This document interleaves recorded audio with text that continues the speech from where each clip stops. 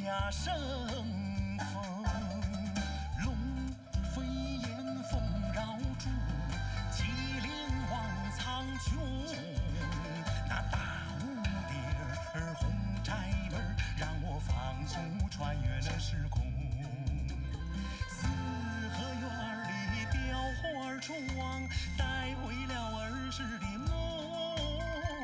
绿柳垂白蛐蛐儿叫，海棠花儿红，海棠花儿红，海棠花儿红。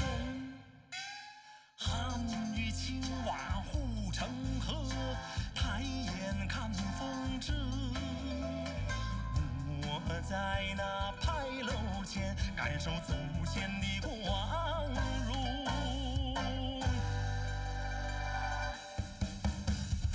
我属龙，站在这龙的京城。我属龙，站在这龙的京城。脚下时时传来的轰鸣，岁月这阵阵传来的热浪，它撞击着我的心，它撞击着我的心啊，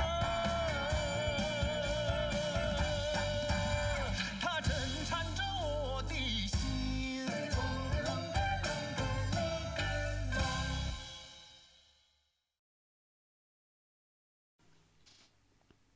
Ой, шиявата байып кеткенсиз го. Бул эч нерсе эмес. Суу сепкендей эле. Эмне? Эмне? Бул эмне дегениң? Бул Шиангаңдын төл сөзү. Эч нерсе эмес деген мааниде.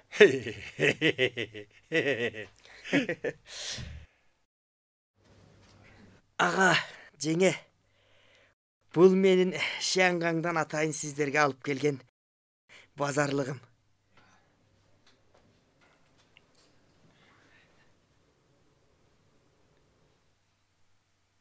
Sen buga ber. Жеңе, алып алыңыз.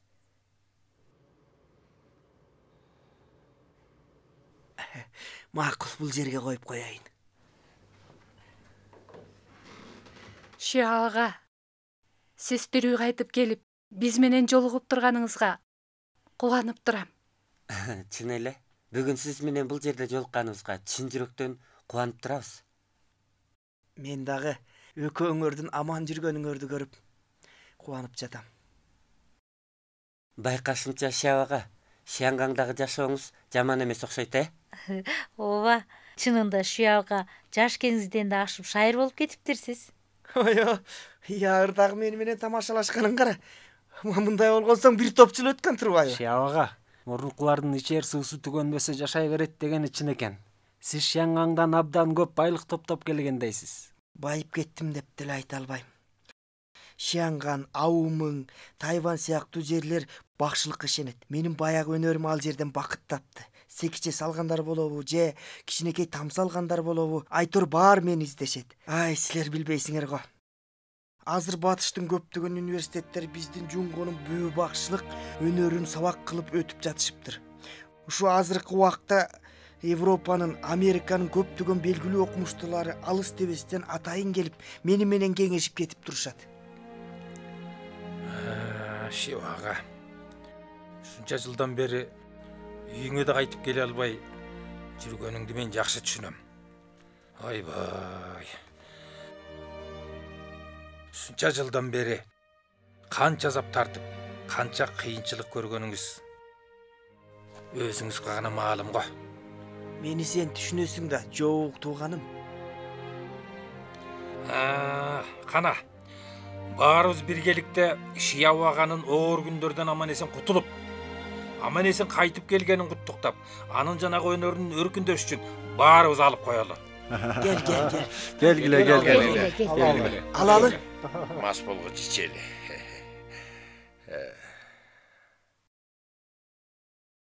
Ой, жеңе, араңызды ичкен жоксузбу? Болбойт. Жеңе, мен менен бүгүн бир стакан ичишиңиз керек.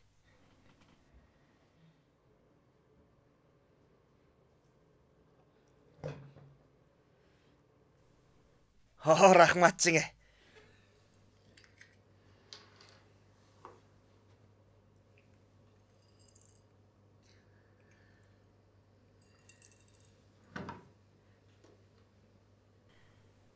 Аға, жеңе, мен айтуу аман кайтып келишим оңой болгон жок.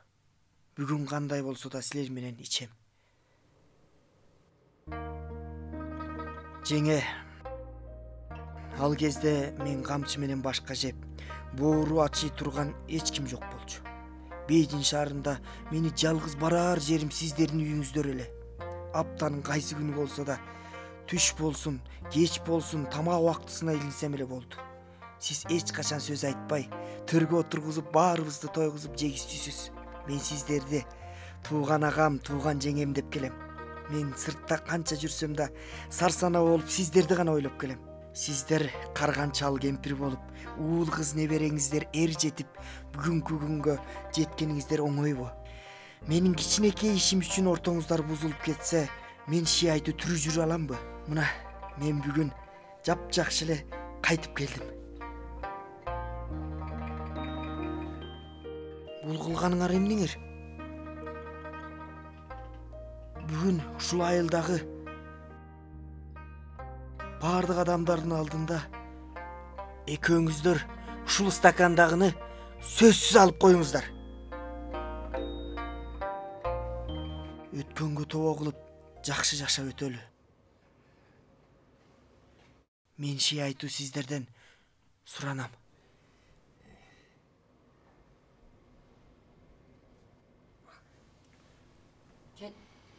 Ой, эжеке, жашоочулар комитетинин башкаруучусунун сөзүн укпасаң, анда Лауш яуында сыйлабаган болосуң.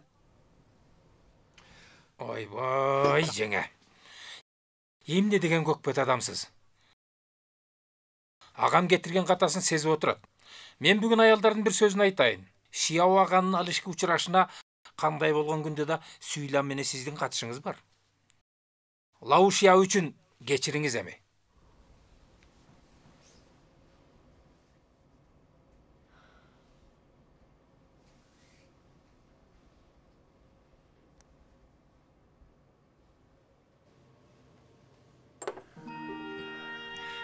Болду жеңе, рахмат. Ай Монтаң, болулдам ичпейсиңби? Карачы.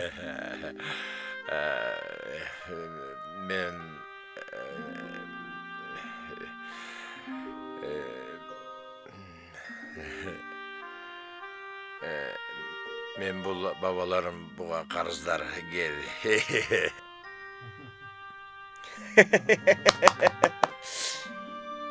Жеңе, чын эле сиз бул базарлыгымды албайсызбы?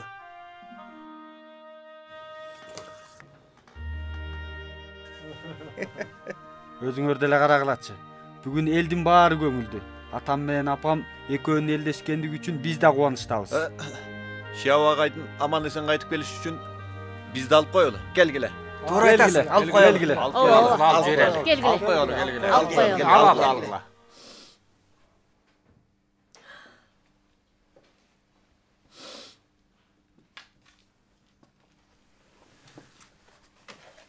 Шияу ага.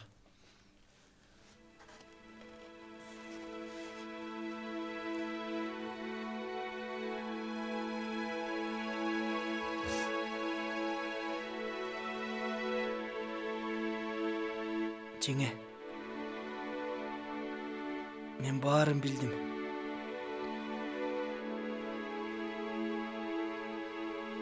Сизге уят болдум.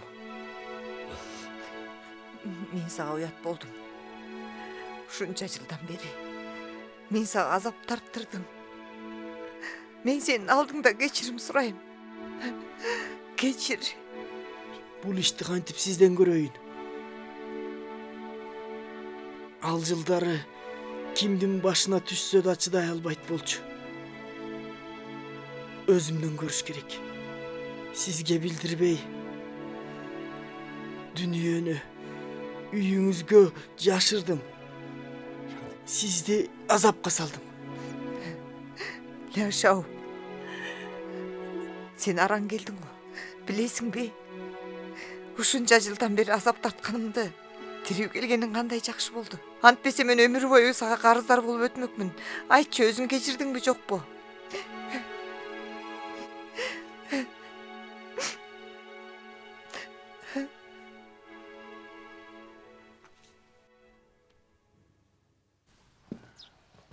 Кечинде келбейсиңби? Ойбой, бүгүн кооптуу. Телефон чалганды уктум. Сен эмнелерди уктуң? Оорукана майрамына бий уюштурат чыгар. Бийди уюштурууга болот. Бирок менин катыша турган убактым жок. Билем. Кызыл галстугуңду такпаптырсың го. Кызык экенсиң. Айгымиң. Убактың болсо бийге катыш. Эмне деп турасың? Сенин убактың болсо бийге катыш. Бий бийлеген жакшы эмеспи? Кечке чейин отура бергенге караганда жакшы да. Сен чын эле ушундай деп ойлойсуңбу? Ушу акыркы күндөн бери абдан кыжаалат болуп жүрөм. Агам менен жеңем таарынышып, эжекем азыр жүйөрдөн үйүнөн келбей жүрөт. Төрүбүздөн көрүбүз жакын калды окшойт. Дагы канча жашаарыбызды ким билет? Экөөбүз да бир күнү ушинтип жүрбөйлү. Сарсана болбо. Сен экөөбүз эч качан андай күнгө туш болбойбуз. Мындан кийин ар нерсени ойлой бербечи. Мен кеттим.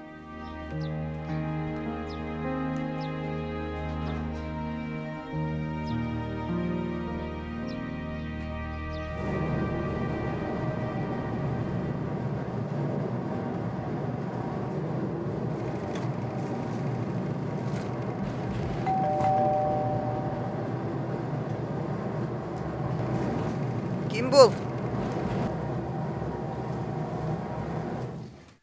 Мына баратам. Сен эмнеге келдиң?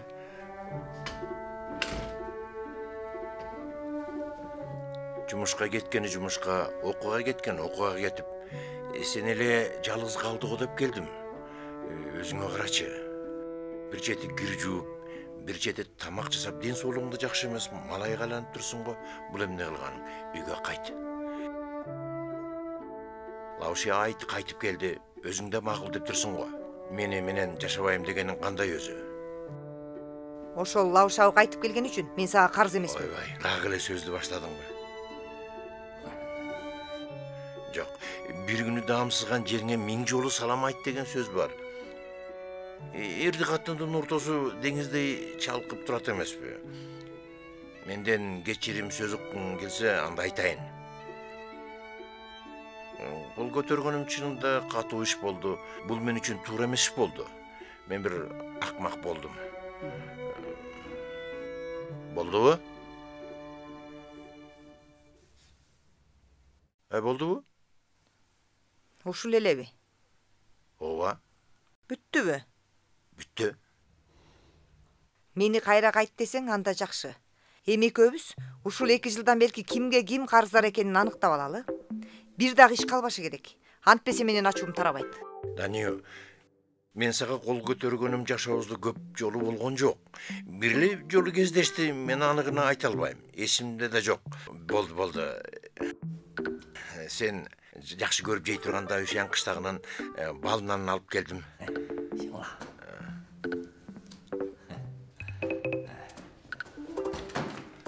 Бул эмне кылганың? Эй.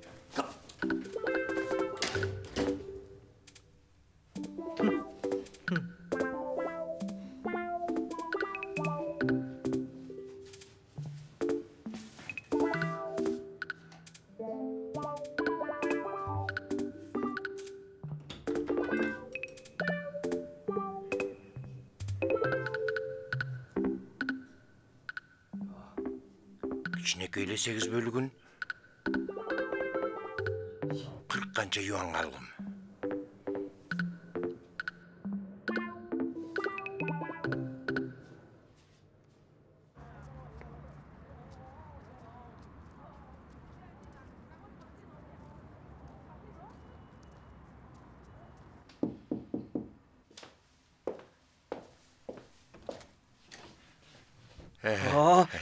Gel Mantan. Gel öt. Кел отур, бияка отур. Бул чоң үй керемет экен го. Айтор, болот. Айтор болот дейсиң да. Өзүң үйүңдү жашабай бул жерде эмне кылып жүрөсүң? Мага балынан алып келдиң бе? Кандай гана камкор адамсың.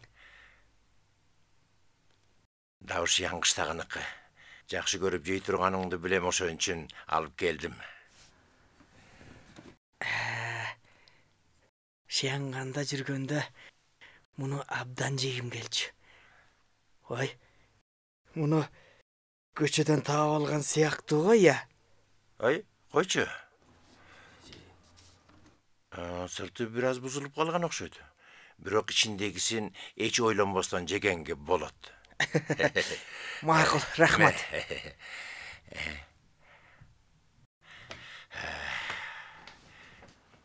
Айлашияу, сен келгени бир канча ай болду. Жанагы Шиянгандын шериктештигин текшерүүдө соодан кандай болду? Аны сураба. Жакшы болду. Мен Бейжинде соода ийгиликтүү болорун байкадым. Сен Шиянганда жашап соодагерге айландың. Бирок азыр эң маанилүү иш Бейжинге кайтуу. Сени билем, сен Бейжинде жашоо шартына көнүп калдың. Башка жерде тиричилик кылып кете албайсың. Агатай, бул сөздү туура айттың. Канча жакшы болсо да туулган жериңдей кайдан болсун. Акыры ат айланып казыгын табат экен да. Ооба да, сен тез кайтпасаң Бейжиндеги үйүңдөн айрылып каласың. Ой, ал үйдө эле эч нерсеге арзыбайт деле. Азыр болсо бир короо жайды дароо сатып алам. Ой, сен өзү кыйынсың го. Сатып алам десең эле сатып аласыңбы?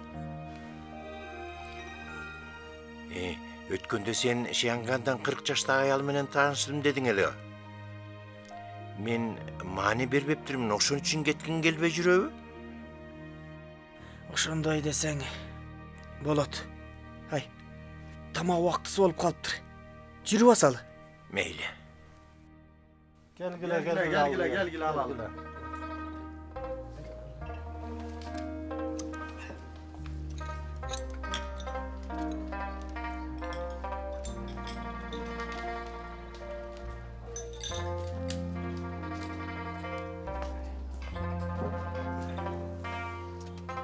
Ой, караңызчы. Шияу ага. Ата, Экөөңбү? сиздин келе турганыңызды билсем жакшыраак ашканага даярдатсам болмок эле. Булардын деле начар болуп турган. Тентек, сен мага кайкаңдайсың го. Бүгүн неберем конок кылып жатат. Сен болсаң мен келбейт элем. Ай, эмне деп жатасың я? Атаң менен кантип айтышып атасың?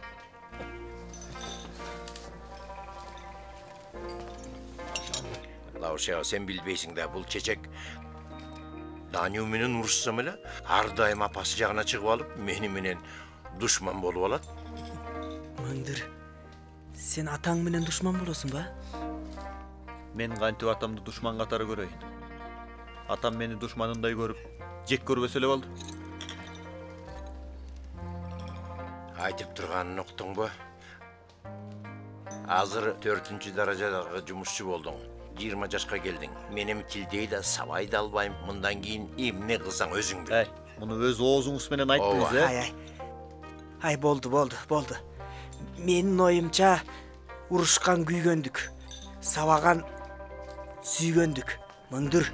А бул болсо өз уулуң, а менин болсо аяш уулум. Экөөңөр мени сыйласаңар, мындан ары экөөңөр өз ара сыйлашып жүргүлө. Макулбу? Туура. Чоң ата, бүгүн атам келди. Бул конокту сиз чакырууңуз керек. Шияуга, сиз мантыны жакшы көрүп жейсиз. Эртең кечинде Чингисиң мантканасына баралы. Туура айтасың. Сүргө. Сен эсептегенди жакшы билесиң. Мен улуусу болуп конок кылсам. Ал эми сага кезек келгенде Шияу агайды манты менен гана узатасыңбы? Жок, андай эмес. Лаушияу, бул силер канча күндөн бери бул экөө менен жүрөсүң сен, ия? Ооба, мени менен чогуу жүрөт. Ата, Шияу агам кайтып келгенден кийин жумушу көп. Ал Бейжиндин көчөлөрүн Шияу агам билбей калыптыр. Ошондуктан экөөбүз Шияу агам үчүн чабарман болуп жүрөбүз. Кичинекей кезимде Шияу агай мени абдан жакшы көрчү. Мен азыр жумушка чыкпагандан кийин Шиябы агайдын кандай жумушу болсо да жардам беришим керек го. Мантаң, бул жолу мен кайтып келгенден кийин Мыңдырды көргөндө ойбой абдан кубандым. Мен ага атаң макул болсо өкүл бала бол дедим. Мыңдыр дароо макул болду. Мантаң, сен кандай дейсиң? Менин уулумду бала кылып аласың ба? Ия. Кызык экен го. Муну кара. Ага көзүң түшүп турабы? Ой. Сизге дагы айтып коеюн. Балдардын ичинен ушу Мыңдыр келечекте мыкты бала болот. Жакшылык Мыңдырдан көрөсүң. Болду, мени макул кылам дебейле кой. Ал мыкты чыгып мени багат деп мени кубантканың го. Билген жоксуң. Бир канча күн мурун менин жанымды алмак болгон болду. Ата, бул деги сиз кандай кишисиз? Мен ал ишти оозума алган жокмун. Эмнеге айтпаймын? Сен аны өкүл уул болгонун жатасың. Ары кайтып семиз чык дегендей Лаушео, сен туура айттың. Бул чечек бир бала эмес, бул бале. Ошондойбу? Ооба, мурун абдан кыйын эле. Жанагы Батияу көчөсүнүн чаңын сапырат. Ой, ата. Батияу көчөсүнүн чаңын сапырганы кандай? Батияу көчөсүндөгү тентектердин башкы атаманы болуп эсептелет экен. 2 күндүн биринде эле сакчы бөлүмүндө жүрөт. Андагы сакчылар менен жакшы таанышып алыптыр. Кийинки күндөрү такыр эле башкача болуп калды. Ийгени балбыраган кенен шым, чачты тарамалдаткан, күндө өзөн боюнда гитара чертип, кыз жандайт. Түн ортосуна чейин мас болмойн үйгө кайтпайт. 4-чү даражадагы жумушчу. Айлыгы жарым айга жетпей түгөнөт. Ала турчу кыз таптым дейт. Кыздын да айны жок. Жарайсың. Ата, сиз мени табалабай эле коюңуз. Апамды сиз эмне үчүн кечирбей, эжекемдин үйүндө жатып алып келбей жаткандыгын мен эми түшүндүм. Мыңдыр, апаң менен атаңдын ортосундагы иш бүтпөдү беле? Аны эмне кайра кайталап жатасың? Муну аялдардын чачы узун, акылы кыска дейт.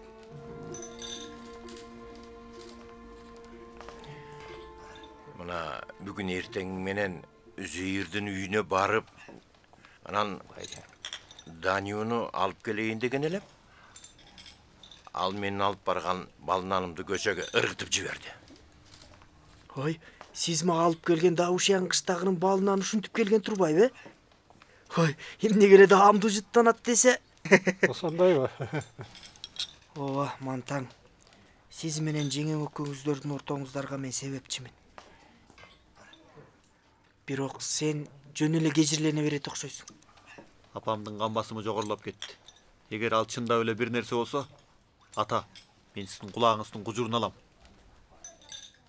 Мына угуп атасыңбы муну? Айтканын уктуңбу мунун? Бул чечек азыр мага ушинтип сүйлөп калды. Мыңдыр. Апаңдын кан басымы канча болду? Өткөндө 180 болуп жаткан.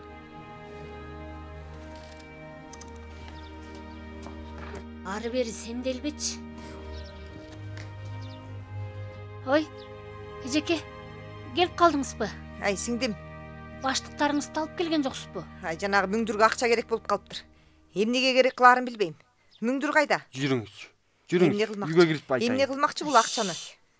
Акча керек деп. Өзүнүн кырстыгай. Үйгө кирип сүйлөшөлчү, чоң апа. Мыңдыр.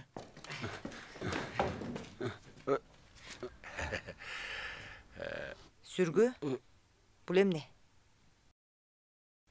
Ой, чоң апа, сизге чынымды айтайын. Агам акча керек эмес. Мен чоң атам телефон чалганым сизди чакырып алып сүйлөшөлү деген болчу. Мени алдап алып келген экенсиң да? Жок. Мени алдаган экенсиң. Ой, жок, чоң апа. Ойбой, капа болбоңузчу. Кан басымыңыз 180ге көтөрүлдү дейт. Атам угуп алып буту-бутуна тийбей чуркап келди. Эң башкысы эжекемдин үйүнө күндүзү киши жок. Сиз ал жерде бир нерсе учурап каласыз. Ошондуктан сизди чакырып келүү ушундай болду. Сүргү. Тилиңе таянып жүрөсүң. Жок. Сен атаңдын куйругусуң. Мени алдап алып келсең эле, мен кайра кете албай каламбы? Өз тискиним өз колумда. Ооба. Ал күнү экөөбүздүн жашообуздагы ак кара жаман жакшыны ачык айталы дегенсиң. Ачык айтсак, көңүлүм ордунда болот дегенсиң. Кан басымыңды түшүрүү үчүн эмнени уккуң келсе, ошону айтайын. Муну өзүң айтып жатасың, Ооба, мен айттым.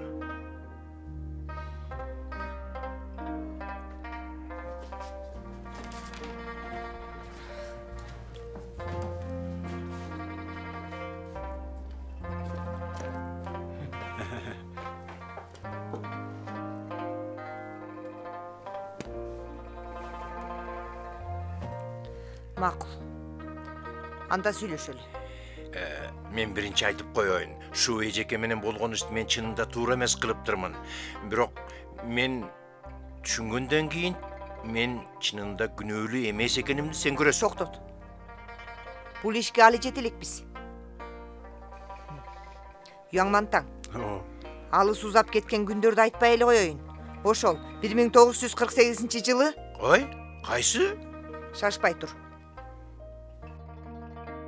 1948-жылы сен менден жашырып, биздин үйүбүздү кепилдикке коюп, жыңырдан карыз алдың.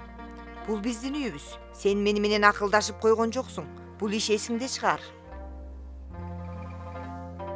Ай, бул качан кыш? Ушунун баарын териштирейинби? Качан болсо да, бул иш менин эсимде. Ошондон баштап сен оңбогур мени көзгө илбей калдың. Мага ал кезде кандай мамиле кылганыңды эсте. Кандай мамиле кылып турмун? Чын жакшылап эсиме түшүрүшүм керек. Анда сен жакшыраак ойлонуп эсиңе түшүр. Анығына жетпесем, мен кызымдын үйүнө кетем. Эй, эмне жыргайсың? Кет ары. Жок ата, биринчи ойлонуңуз.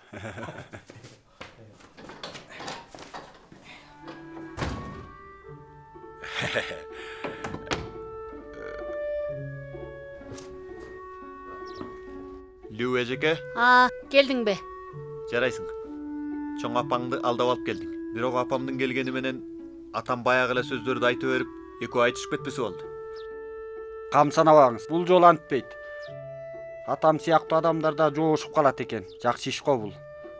Атам жоошуп калды. Чоң апам дагы өзү чоң болуп калды. Малдаш токума отуруп алып, атамды тергеп жатат.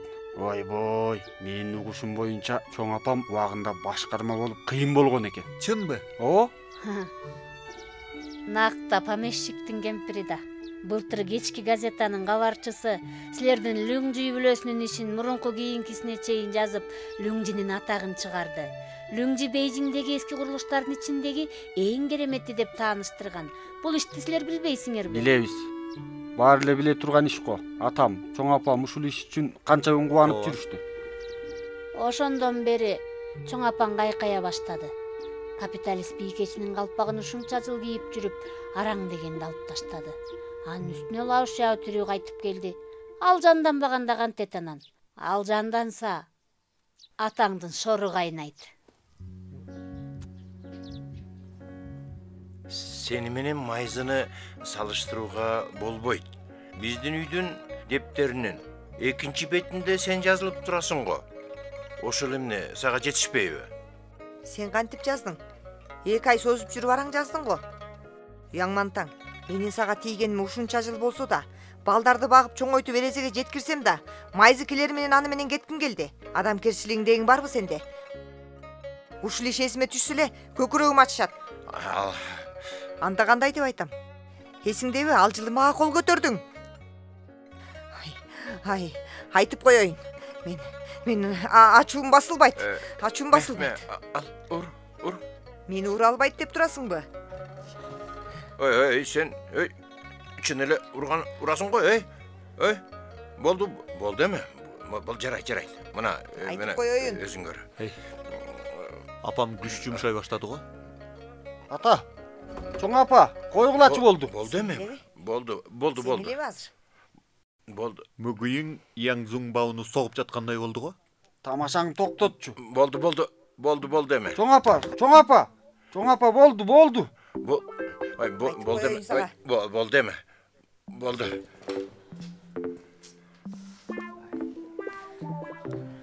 Яңмантаң, отур.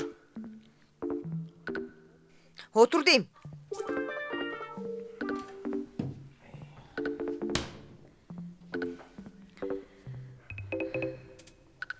Жакшылап айт. Дагы мен айтам. Кудайым-ай. Өзөгүм карайып кетти. Дани, мындай болсун. Биз тамактанып алалы, калган сөздү эртең сүйлөшөлү. Кайдагы тамак? Эмеле баштабадыкпы? Макул анда. Аягына чыгып салалы. Майзы кайсы жылы келди эле? Ушинтип териштире берсек жыл аягына чыгабыз го. Мени ушунча азапка салган өзүңсүң го. Айтып коеюн. Мен деген атактуу Лунжи үй бүлөсүнүн жалгыз кызы. Убагында канча деген үй бай болуштарга барбай. Эңкедей болгон сага тийгениме азыр катуу өкүнөм. Ал эми сенчи? Жакшылыкка жамандык жасап, кайрымсыз, жаман адам болдуң го. Сенин бүгүнкү айтканыңдын баарын угуп турдум. Коркконум ушуларды ойлоп жүрүп, кан басымың дагы көтөрүлүп кетпесин деп ойлоп атам да. Эч нерсе болбойт. Кан басымым жакшы эле. Айт. Өткөн кеткендин баарын козгой берип, кан басымың түшүп кетсе, мейли анда айта бер. Кызык экен. Дагы айт. Ал жылы Жузуну алып калдың. Мен эч кандай дооматым жок. Жузуну өзүмдүн тууган баламдай бактым. Бирок мен мөңдүрдү көтөрүп ичим чандайып кош бойлуу кезимде сен эмне дедиң? Сен бизде эркек бала бар, Жузу бар, дагы бирөө болсо артык болот го. Ошондо сенин оюңда баланы алдырып салуу бар болчу, туурабы? Сен эмне деген кара ниетсиң? Жөн эле айтылган сөз да. Кайдагы жөн эле сөз? Ал кезде сен эмгегиңден көтөрүлүп, Мао Цзедундун кабылдасына ээ болуп, кайкаңдап кеттиң. Ошол күндөн баштап мени көзгө илбей баштадың. Бейжин шаарына батпай калдың. Мен ушул үйдүн малайы катары санап, бир нерсе болсо эле жиндене турган болдуң го. Мен сени качан малай кылдым? Ия. Мөңдүр төрөлгөңдө сен ага карап да койбодуң го. Жузу гана сенин тууган уулуң. Сен өнөрүңдүн баарын ага үйрөттүң. Ал эми Баузучу? Баузу сенин бооретиң болду. Өзүң деле айтчы. Мөңдүргө азыркы күнгө чейин бир көңүл буруп карадыңбы? Мөңдүр көкпет болуп калганын менден көрөсүңбү эми? Качан болсо мөңдүрдү көкпет дейсиң да. Анын кайсы жери жакпайт сага? Эң болбоду дегенде ал ак ниет. Куулук шумдугу жок. Эмгек акысын алары менен мага жей турган, кие турган бир нерселерди алып келип берет. Ал ак көңүл бала го. Туура. Ал сага жакын. Мындай болсун.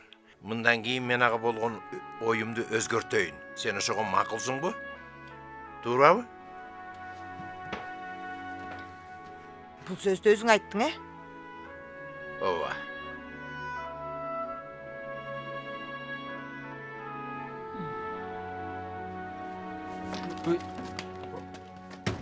Ата, тергөөдөн кутулдуңузбу? Айтыңызчы. Кутулдум. 48-жылдан 58-жылга жеттик. Анда дагы бар экен да. Ата, жана чоң апам жумшак жаздык менен соккулаганда эч жериңиз ооруган жок? Бул денем менен жаралар болмок белем. Ал мага зыян келтирбейт. Эң жакшысы чоң апаң бүгүн кетпегенге макул болду бүгүн. Чын эле? Сизге оңой болгон жок. Мөңдүр. Баузы. Бүгүн кечинде эр азаматтын ысыкка да суукка да чыдай турганын экөөңө көрсөтөйүн. Аны чакырып келгениңер мен үчүн эле эмес, баарыбыз үчүн бул жакшы болду деп ойлоймун да. Сиздин мунуңузду көрөгөчтүк дейбиз. Чоң апамды алдап алып келгенбиз. Чындык да, сиздин оюңузча туурабы? Апам оңой алданат. Эгер мен болсом, Сен болсаң эмне кылат элең? Айтар бул короодогу үйдүн баары апамдыкы. Эгер мен болсом, эжекемдикине барбай эле. Мен сизди жалгыз арткы короого камап, алдыңкы короону бекитип жалгыз таштамак. Эй, чечек мунун какаганга муштаган дейт го. Эмне ата? Дагы тарак менен урган жатасыңбы? Андан көрө 1-2 шапалак менен тартсаң болду. Антпесе бүгүн катуу зыян тартып калдыңыз. Эй, чечектин тени Апа.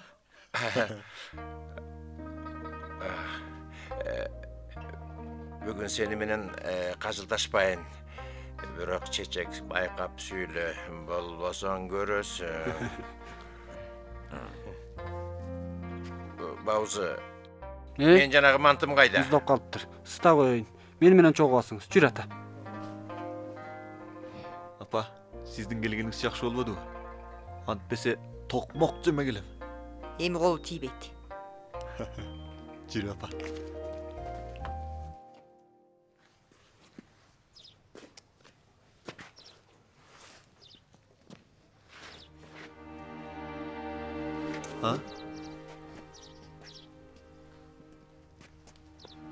Шияу ага, ылдам чыктыңыз го? Абал кандай болду?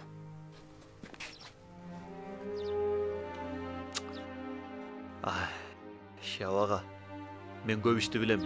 Сизге айткан жок. Маданият зор төңкөрүлүш убагында тинтилип алынган буюмдардын көбү кайра алып келүү мүмкүнчүлүгү жок болчу. Сиздин асылдарыңыз абдан кымбат. Ошондуктан өзүңүздү жакшы караңыз. Чын эле. Шияу ата. Ошол бир жашык дүйнөңүз дагы эле эсимде. Башкасын айтпаганда эле ичиндеги бир жылаандын айтели эле көп акчага сатылмак. Кайсы бир күнү башкармадын адамдары мага жагдайыңыз кыйын деген. Мен деле аны күткөн эмесмин. Бирок бүгүн барсам алар кечиресиз, сиздин үйдөн бир буюм таап алдык деп алып чыгып берди. Ачып жибергенде жинди болуп кете жаздадым.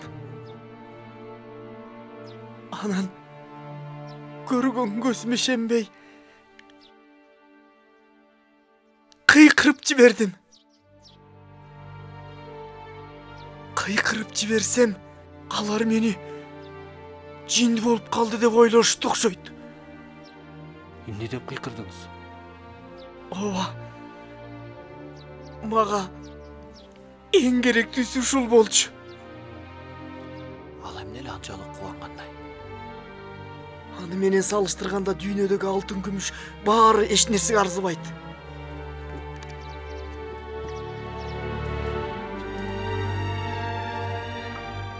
Шияу үй бүлөсүнүн башкы истилиги?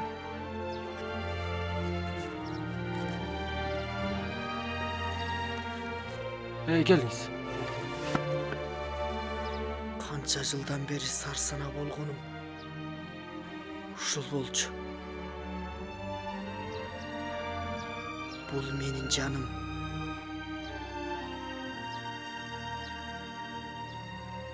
Бул жолу буларды таап алдым. Мен Бейжиңге бекер келген эмес экенмин.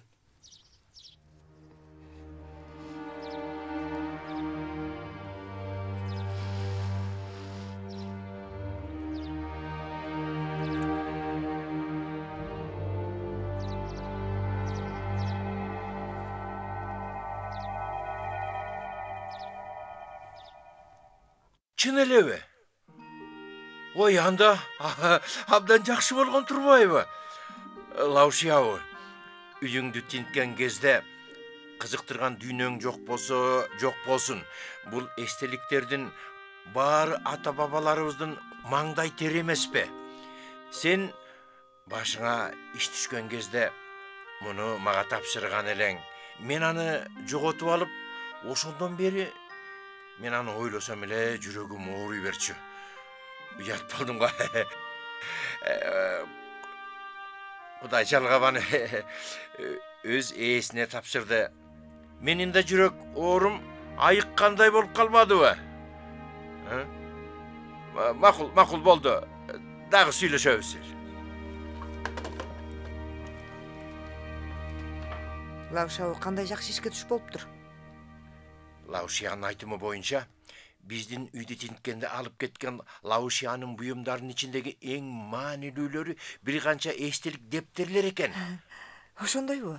Маданият төңкөрүшүндөгү ал иштер аны айтып эмне кылабыз? Көңүлдү ооруткан иштер өтүп кетти. Бул сөз токтотолу.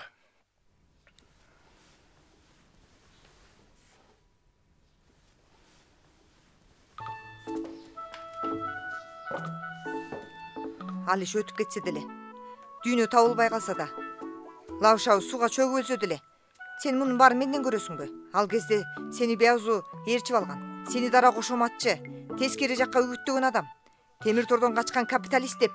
Эгер мен Лаушуну колго түшүрүп бербесем, сени чыгарып кантип алат элем? Ошондой дечи. Бирок Лаушияны мен ини досум эмесби? Ал Дуңбиден өлүп калыптыр деген тукканда менин жүрөгүмдүн ооруганын. Мен сени түшүндүм, бирок сен мени түшүндүңбү?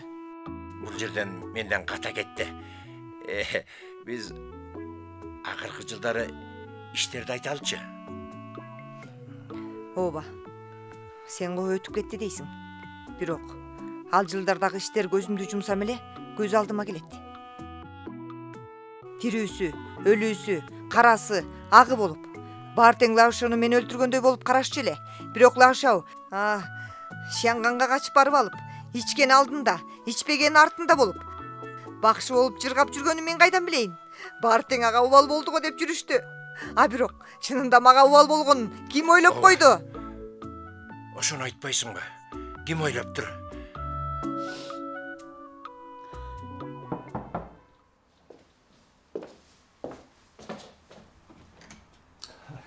Ағаңа көңөр келдиңерби? Шиябы ата. Жакындан бери отрядтагы мындай да жумуш жок болгондуктан ошон үчүн экөөбүз тең бул жака келе бердик. Сиздин жумушуңуз болсо биз бошобой жатсак да келебиз. Бизди ким башкармак эле? Мыңдыр минтип күнүгө жумушу жок жүрө берген болбойт. Агаң эч нерсе дебейби? Шиябы ата.